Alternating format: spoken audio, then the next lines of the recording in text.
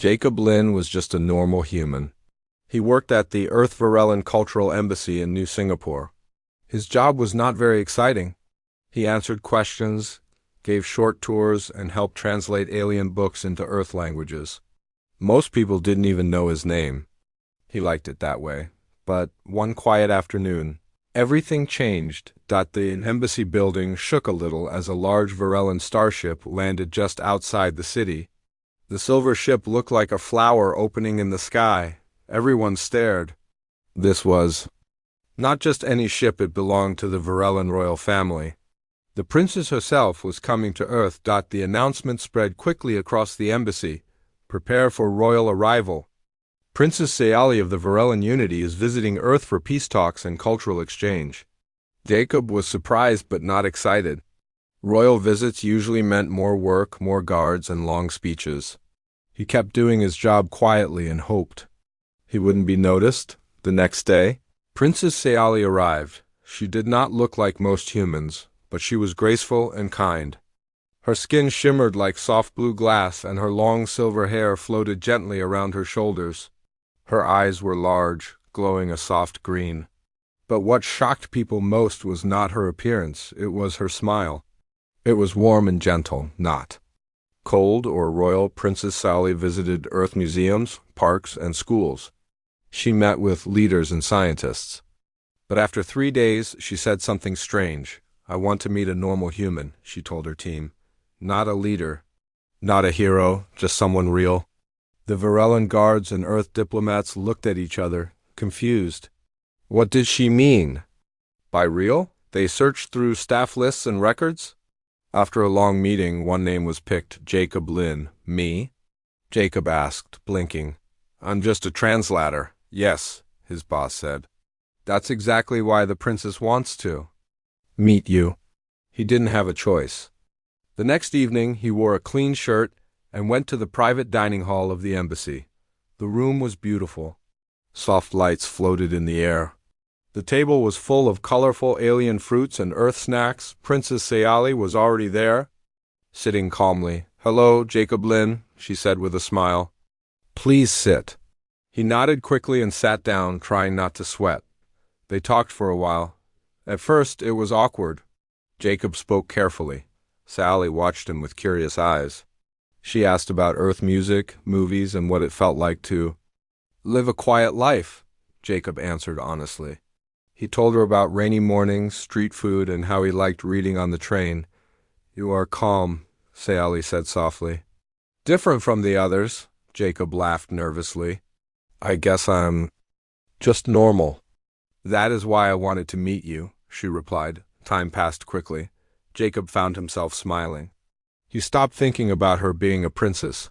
She laughed when he described how humans dance at weddings. She asked to see pictures of Earth. Animals. She was curious, kind, and funny. Finally, dessert came, a strange alien jelly that glowed slightly. Sayali took a small bite, then looked at Jacob with a serious face. I have one more question, she said gently. Jacob looked up. Yes? Sayali tilted her head. Her silver hair glowed under the soft lights. Her voice was calm, but her eyes. Look deeper now. Will you date me, human? The room became very quiet. Even the floating lights seemed to pause in the air. Jacob's mouth opened, but no words came out. His heart started beating fast. He looked around, confused. Was this a joke? A test? Or was she serious? I'm sorry, what did you say? He asked, unsure. I said, she repeated with a soft smile. Will you date me? Jacob stared. He wanted to laugh, but didn't. He wanted to say yes, but was scared. This was a princess from another world. She could choose anyone. Why him? Why? He whispered. You listened, she said. You spoke with care. You did not pretend to be important. You were just ... you. Jacob blinked. He had no idea what to say. His world, so normal just hours ago, had completely changed. Before he could answer, a soft chime rang. Her guards entered the room and bowed. It's time, one of them said. Sayali stood. She gave Jacob a small nod. I understand if you are unsure. I will wait for your answer. Then she turned and walked out, her silver robe flowing like water. Jacob sat alone, staring at the half-eaten jelly. The next day, Earth woke up to surprising news. Varellan princess asks human on a date. The whole world was talking about it. Reporters knocked on his door. People sent him messages. Some laughed. Some were shocked. But one thing was certain: Jacob Lynn's normal life was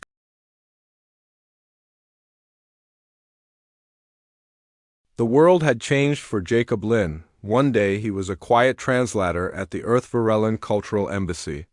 The next day he was the most searched name on Earth. Did you really date her? Is this for peace or for love?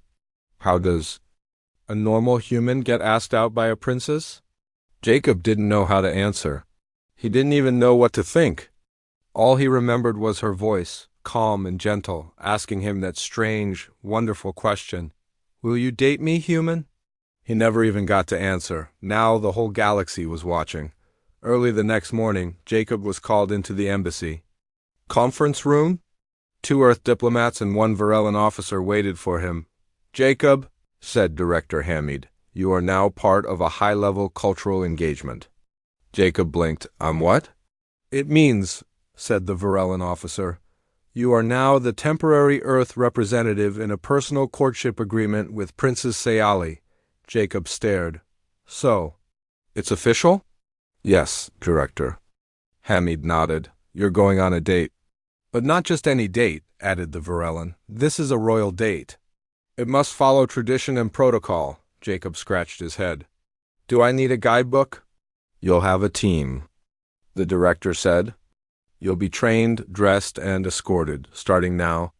The rest of Jacob's day was strange. He was taken to a special room in the embassy. There, a group of people waited: a stylist, a cultural advisor, a Varellan translator bot, and 2 tall guards in shining armor. "We are here to help you," the stylist said cheerfully. "You must look your best for the princess." They gave him a long silver coat with simple blue threads. He looked like a space traveler from a movie. Next came voice practice. "Try not to say or cool too much," the advisor warned. "Use words like delightful, honored, or pleased. Royal ears prefer soft speech." Jacob sighed. "I'm just a normal guy." "And that," said the translator bot, "is why she chose you?" Meanwhile, on the Varellan royal cruiser, Princess Sayali was being trained too. Her assistants brought her a thick book titled Human Romance Customs. She flipped through pages with drawings of flowers, hand-holding, and picnic dates.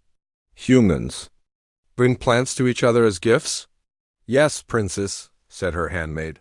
"They call them flowers." "Odd," Sayali said. "Do humans eat them?" "No," the handmaid laughed.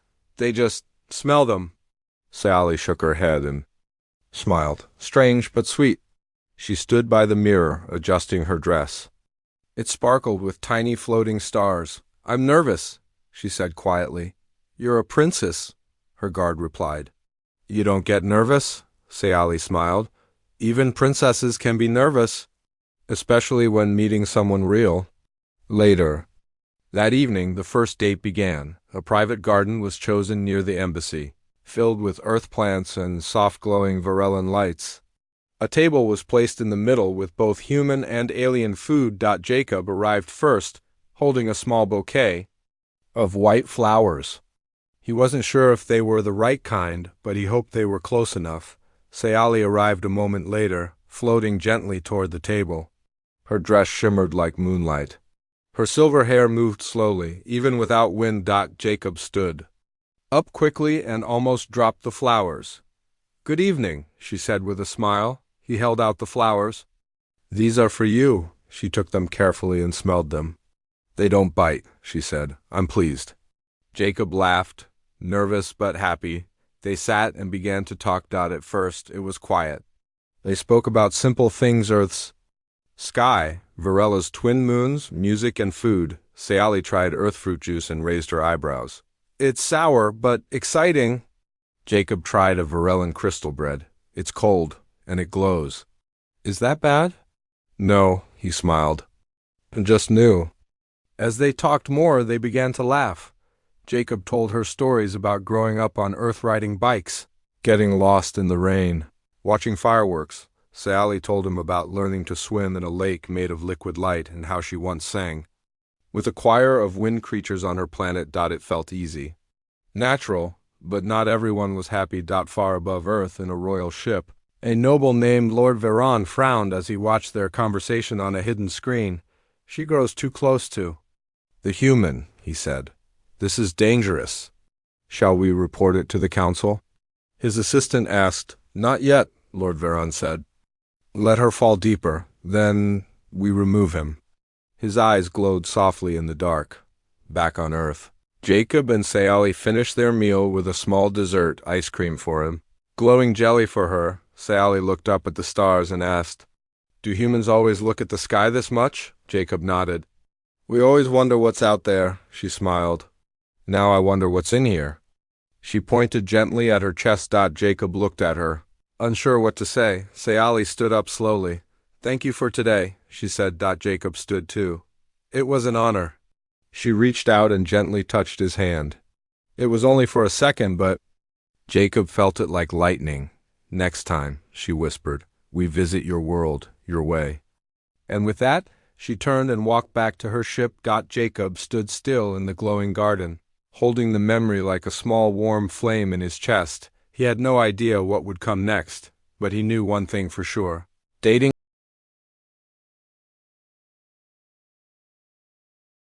Jacob Lynn never expected his first real date to be followed by 5 cameras, 2 guards, a flying translator bot, and a floating umbrella. But here he was standing in front of a quiet art museum in downtown New Singapore waiting for a princess.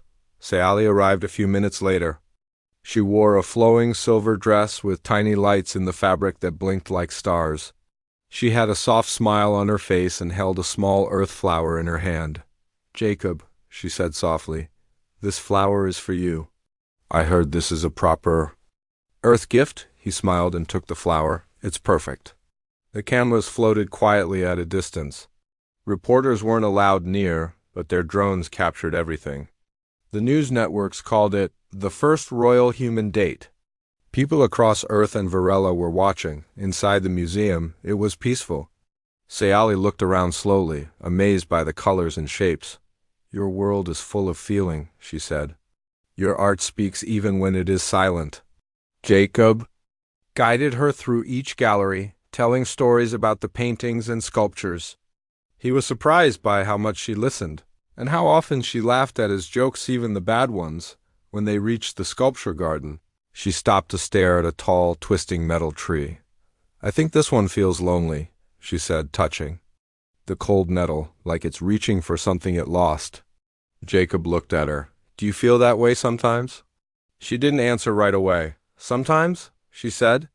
There are many voices around me, but sometimes I wonder if any of them are truly mine. Jacob understood that feeling more than he could explain.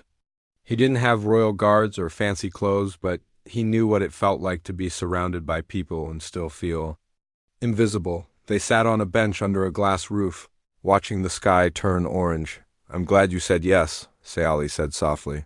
I almost didn't, he replied. But I'm glad I did too. For a moment, it felt like they were just 2 people, not a princess and a translator. Just 2 people sitting quietly, watching the sun. But not everyone liked what was happening. In a tall building far above the city, a Varellan noble named Lord Veron was watching the news with a cold smile. This is a mistake, he said. A princess dating a human? It's shameful. One of his assistants, a short Varellan with sharp eyes, nodded. But the people love it. The human public is calling it romantic. Even some of our outer colonies have shown support? Lord Veron narrowed his eyes. Support from fools means nothing. The Empress will not allow this, and if she hesitates, I will give her a reason to stop it.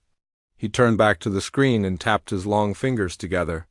Let the princess enjoy her fairy tale, for now. Back on Earth, Jacob and Sayali continued their meetings. Every day was something new. One day they tried Earth food. She nearly cried after eating spicy noodles. My mouth is on fire, she said, eyes wide, but laughing. Another day, Jacob showed her a music festival. She stood still for the first song, confused, then began swaying gently to the rhythm. By the end, she was clapping and dancing with everyone else. Music, she whispered, is like flying. Jacob nodded. It's the best part of being human. As days passed, their friendship grew stronger. Jacob no longer felt awkward around her. She asked about his childhood, his dreams, his small apartment near the train station. He asked about her planet, her duties, and how she once floated over a crystal lake on a bird-like creature called a Zephyra. They weren't just learning about each other. They were understanding each other, but not everyone understood. Some Varellan officials sent messages to the royal court. She is growing too close to the human, they warned. Her actions are untraditional. Earth politicians also began asking questions. What happens if they fall in love? Will this affect our trade, our politics? The Varellan Empress? Sayali's mother remained silent, but in private she watched everything. One night, after a long walk by the river, Sayali turned to Jacob. Do you ever feel small? She asked. He blinked. Almost all the time, she smiled. That's why I like being with you. You remind me that small things can still matter. Jacob looked at the stars above. The galaxy is huge, but maybe we don't have to be lost in it. She reached for his hand but stopped just before touching. Instead, she looked into his eyes. Jacob, she said softly, I don't know what the future holds, but I'm glad I met you. Even if the galaxy doesn't understand, he gave a quiet nod. Me too. Above them, 2 drones floated silently, recording the moment. And far across the stars, the Empress turned away from her screen and closed her eyes. It's time, she said to her advisor. Call the council. Let them prepare the Unity Summit.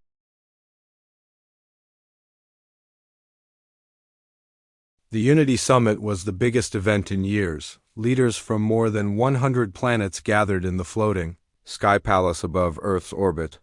There were speeches, dances, gifts, and long talks about peace. Everyone smiled in public, but behind the curtains, people whispered. Everyone was talking about the same thing. The alien princess and the human boy, Princess Sayali and Jacob Lin, arrived together in a silver transport ship. She wore her royal robe with soft stars shining in the cloth. Jacob wore a simple earth suit, but the silver pin on his chest, a gift from Sayali, showed he was her honored guest. They stepped into the great hall together. Everyone stared, some bowed, some frowned. Jacob felt like he was walking into a lion's mouth. The Empress, as Sayali's mother, sat on her crystal throne at the center. Her face was calm, but her eyes were sharp. Welcome all, she said in her deep, powerful voice. Let the summit begin. The first few days went well. Jacob stayed quiet, sitting beside Sayali during events. She handled most of the talking. She was strong, graceful, and wise beyond her years. Jacob just tried not to trip on his own feet, but then everything changed. On the 3rd day of the summit, during a cultural performance, Lord Veron stood and asked for attention. I have a concern, he said, bowing to the Empress. I believe the human Jacob Lin may be a danger to our unity. Gasps filled the hall. Jacob's heart began to pound. Sayali stood up immediately. That's not true, Lord Veron raised his hand. I do not speak from opinion. I speak with proof. He waved, and a large screen behind him turned on. A video played. It showed Jacob talking to a group of Earth diplomats. In the clip, his words were strange, like he was planning to influence the princess for Earth's benefit. The video ended. The room went silent. That's a lie, Jacob said, standing up. I never said those things. The Empress raised her hand. Enough. We will review this carefully. Guards came forward. One of them gently placed a hand on Jacob's shoulder. Come, he said. I have nothing to hide. Sayali's face was pale. Mother, this is wrong. The Empress spoke firmly. Then let the truth show itself. We will examine the footage. And the heart. That night, Jacob sat in a quiet guest room, guarded and alone. He looked out the window at Earth below. Glowing in the dark like a blue jewel, he thought of going home, back to his small apartment, his books, his peaceful life. But his heart hurt, not for himself, but for Sayali. He didn't want her to suffer because of him. Suddenly the door opened. It was Sayali. You're not supposed to be here, Jacob said. I don't care, she replied. She sat beside him and took his hand. I know you're honest. I know you never said those words. Jacob nodded. But others don't believe. I'm just a human, easy to blame. She looked into his eyes. Then I will speak for you. He tried to stop her. If you defend me, you could lose everything. She shook her head. Then I will lose it proudly. The next morning, the Empress called an emergency meeting. All the leaders gathered. Jacob stood quietly in the center. Under the giant glass dome, Scifi stepped forward. I asked to speak. She said, "Granted," the Empress replied. Scifi turned to the audience. I watched the video, and I saw the truth. The words were edited. His voice was cut and twisted. Jacob never said those things. A group of Varellan tech advisors confirmed it. Yes, the footage was manipulated. We have proof. Everyone began whispering. Lord Varron stood, clearly angry. That human still causes division. Our traditions? Scifi raised her hand. Enough. This summit is about unity. How can we speak of peace if we fear simple friendship? She pointed to Jacob. He did not chase power. He did not lie. He showed me kindness, honesty, and joy. He helped me understand Earth in a way no one else could. Jacob swallowed hard. She was speaking for him in front of the galaxy. Some of you say I should not love a human, she continued. But isn't love the very thing that brings peace between worlds? The room fell silent. Then slowly the Empress stood. She looked at her daughter, then at Jacob. The truth has been shown, she said. Lord Varron will be removed from this summit and investigated. Guards stepped forward and escorted Varron out. He didn't fight, but his cold eyes met Jacob's one last time. The Empress looked at Scifi. You have shown strength, not just in words, but in heart. I do not fully understand this bond, but I will not stand in its way. She turned to Jacob.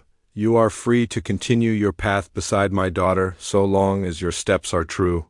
Jacob bowed deeply. I promise. And just like that, the storm passed. Later that evening, under the stars of the Sky Palace, Scifi and Jacob sat together again. Are you all right? She asked. He smiled. I am now. She gently leaned her head on his shoulder. Thank you for standing with me.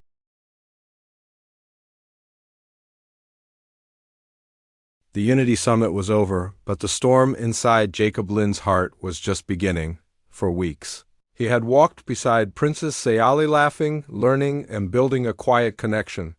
He never planned for it to grow into something serious. But now, the galaxy was watching them, and the Empress had spoken. You may continue, as long as your steps are true.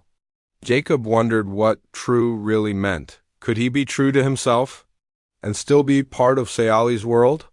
One afternoon, as sunlight filled the glass halls of the Sky Palace, a message arrived for Jacob. It was an official invitation. His presence is requested aboard the royal ship, Varellan's Grace. The Empress wishes to meet Jacob Lin alone. Jacob's heart jumped. The Empress had spoken to him before, but never alone. This was serious. Scifi met him before he left. She is testing you, Scifi said softly. Be honest. Be you. Jacob nodded. I will. The royal ship was enormous. It floated in space like a silent swan, wings of crystal folded around its core. Inside, everything shined with soft light and perfect silence. Jacob walked through long halls, led by quiet guards. Finally, he entered a round room filled with stars. The walls were full of windows showing space outside. The Empress stood at the center, alone. She turned when he entered. Jacob Lin, she said. You have caused many waves, he bowed. Yes, your majesty. You are not a warrior, not a ruler. Not born into power, she continued. Jacob stayed silent. It was true, but my daughter chose you. Why? He looked up. I don't know. Maybe because I didn't pretend to be someone else. The Empress studied his face. What do you want from her? Jacob took a breath. I don't want anything from her. I want to be with her. Not because she's a princess, but because she's Scifi. There was silence. Then the Empress walked slowly to the window. I once loved a man outside my world, she said quietly.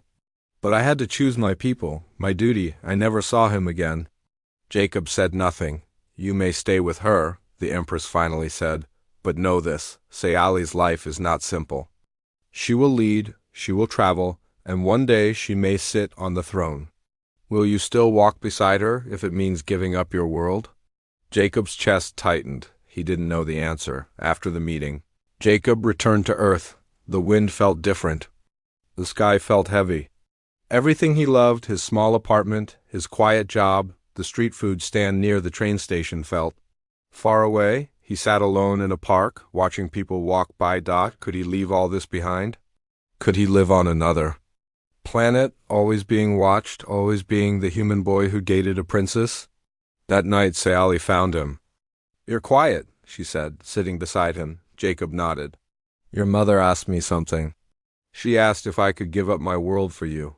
Scifi looked at him. "And can you?" He didn't speak for a moment. "I don't know," he said honestly. "I love Earth. I love the sound of rain on the window, the smell of noodles on a cold night, my books, my home." She nodded slowly. "I understand. But," he continued, looking at her, "I think I love being with you even more." Sally smiled, her eyes soft. "That means more than any royal promise." Jacob took her hand. "What if we don't rush? What if we walk together and figure it out one step at a time?" She nodded. "That sounds very human." "I like it." Days later, an announcement was made. Princess Scifi will stay on Earth for 6 Earth months as a cultural ambassador. Jacob Lin will assist her as her official Earth liaison. People cheered. Some were surprised, others whispered. But Jacob didn't care anymore. He wasn't trying to be perfect. He wasn't trying to please the galaxy. He just wanted to be himself. He moved into a small guest house near the new Earth Varellan Cultural Center.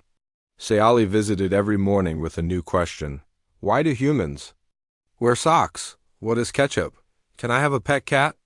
They explored Earth together, temples in India, deep forests in Canada, snowy mountains in Japan. She laughed at penguins. He cried watching her first sunset. Everywhere they went, people smiled, some took pictures. But most saw something more than a princess and a human. They saw hope. Hope that love could cross stars. Hope that peace could begin with 2 people who simply chose to understand. One evening, as the sky turned orange again, Scifi and Jacob sat on a hill. "Your world is strange," she said. "Yours too." He replied, "I don't know where we'll be in 5 years," she said. "Maybe ruling a planet. Maybe running a noodle cart." Jacob laughed. "As long as we're together, I'm okay." She looked at him gently. "If I stayed here forever," she asked quietly, "would you still walk beside me?" Jacob reached out and held her hand. "Only if you let me," he said.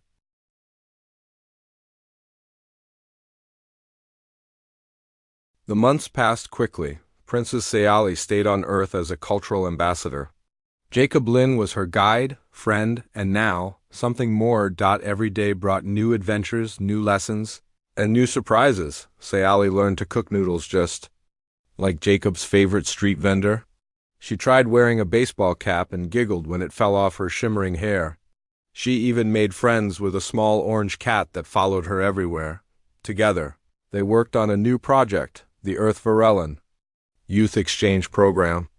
The idea was simple but powerful. Young people from both worlds would visit each other's planets, share stories, learn new skills, and build friendships. Scifi stood before a large crowd at the program's opening ceremony, her voice strong but gentle. "Today we begin a new chapter," she said. "One where stars no longer separate us. One where hearts can reach across galaxies." Jacob watched from the side, proud. He thought of how strange and wonderful his life had become. But life wasn't always easy. Some still doubted their relationship. Some whispered that a human and a princess should never be together. One day, as they walked through a busy Earth market, a group of reporters shouted questions. Is this real love or a political game? Will the princess abandon her planet for Earth? Can a human keep up with alien royalty? Jacob took Scifi's hand and smiled. "We're just 2 people," he said quietly, "learning to walk together." Scifi nodded. "Love is simple. It does not need permission."